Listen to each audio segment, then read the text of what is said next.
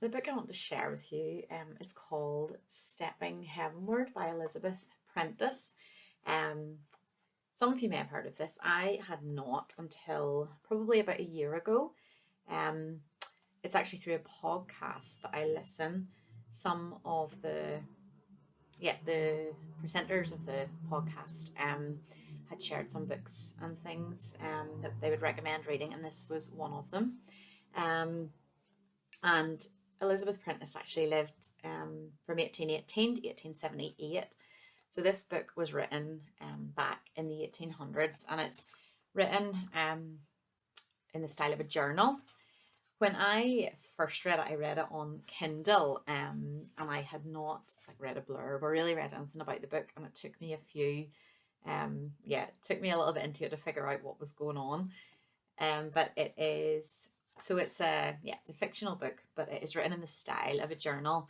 And the character of the book, Catherine, she begins writing in this journal on her 16th birthday. And it basically just goes through then her whole life, kind of as she gets married, has kids, as the kids grow up, and just as she faces different situations in life. But it is really, really, really good. She is a Christian young person. She's grown up in a Christian family.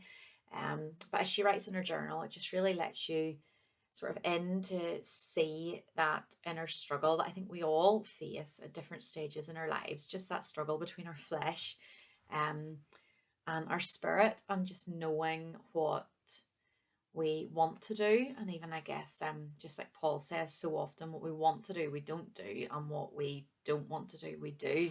And this just gives us a real personal insight into that, and particularly from a woman's perspective. But yeah, just that struggle as she goes through just really everyday life, the different things that she experiences, the different things she faces that really in many ways are no different to what we face today. Struggles with family, with in-laws, with kids, with spouses, all those different sins and struggles that can well up in our hearts that we have to fight against.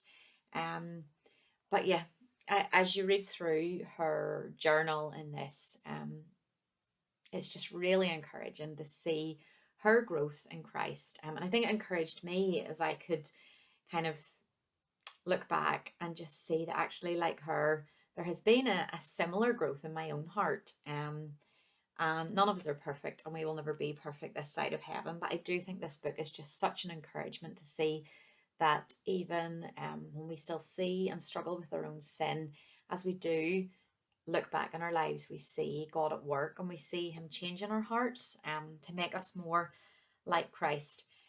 But I would really highly recommend this. This is one of the best books I have read in a long time, quite different to anything I've read in a while.